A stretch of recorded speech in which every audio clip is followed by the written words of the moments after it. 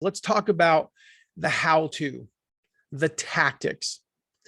The single most important thing here is to make sure that you first build the relationship. You cannot go into this asking someone to marry you on the first date. One of my favorite quotes of all time from Jeffrey Gitomer, he says, all things being equal, people want to do business with their friends. And guess what? When all things aren't equal, people still want to do business with their friends. You know this, right? Don't you want to do business with your friends? Haven't you bought something that was more expensive or harder to get because it was with your friend? I cannot stress this enough. Build the relationship. Now, from a tactical perspective, here are two keys. Number one, use various methods to reach out. Use email, use physical mail, use text, use social media, use everything. I mentioned physical mail in there. I always start with email because email is free and easy. But if I have 200 people that I want to reach out to and only 30 of them reply to the email, I then move on to social media and I'll hear from another 30. And then I'll usually go from there to physical mail, to some of the top ones. If they have a big enough audience and it costs you 20 or 30 bucks to send them physical mail, I say 20, you're like, why would it cost 20 or $30? If I get like a form letter in the mail, I don't open it. But if I get lumpy mail from FedEx, I open it. So be willing to make that investment. So number one, use various methods. Don't just stick to email. They didn't respond to my email or my DM. Cool. Try everything else under the sun that you can find. And when you do, make sure to keep your initial contact short. This is going to sound completely counterintuitive.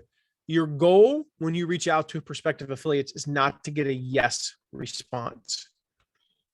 It's weird, right? Your goal is not to get a yes response. Your goal is not to share everything with them.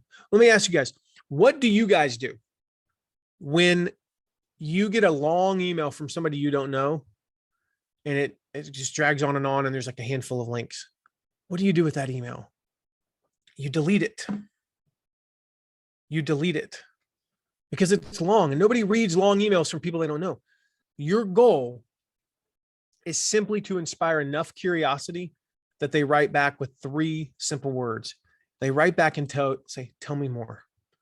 Those are, I'd love more information, or I'm interested.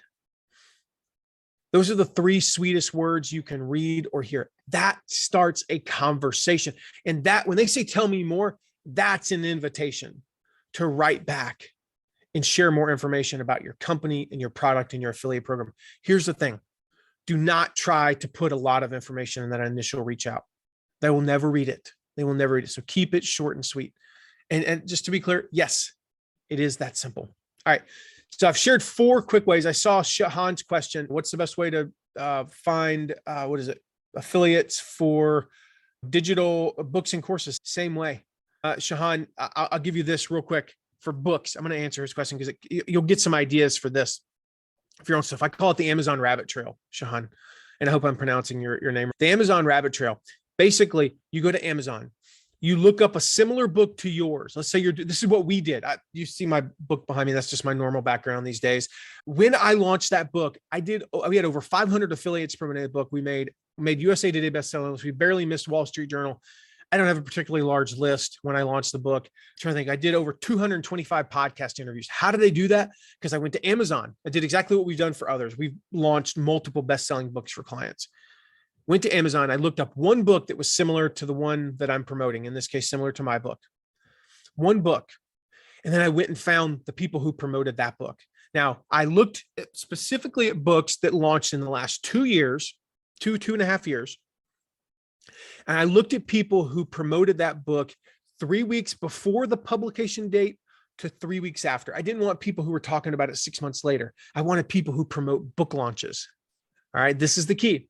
So when I go to Google and type in that stuff, I make sure to narrow the search results to a 6-week window on either side of the pub date. All right. It shows the pub date on Amazon. It's like January 10th, 2023. All right. So I look up the first book and I find 27 people who promoted that book, 10 interviews and 17 blog posts, right? And I go find them. I add them to a list and I go find them.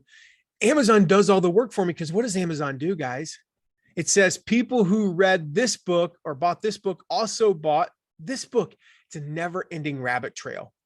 We looked up hundreds of books similar to mine, and we just found one after the other, found people who promoted those books, who promoted those book launches. So Sean, that's the same. That's how you do it for books.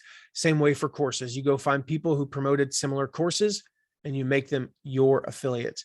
Other promotional partners. Number one, your customers. Somebody just mentioned that in the chat. Who's better to promote you than your customers? Live events are probably the costliest way to recruit affiliates, but they're also the most effective. If you're at a live event talking about a topic, go back to my organic gardening. You're in an organic gardening, urban gardening. That's why I said not organic, urban gardening conference. You know what? Those people there are very likely to be good affiliates, and you're going to be able to form great relationships with them.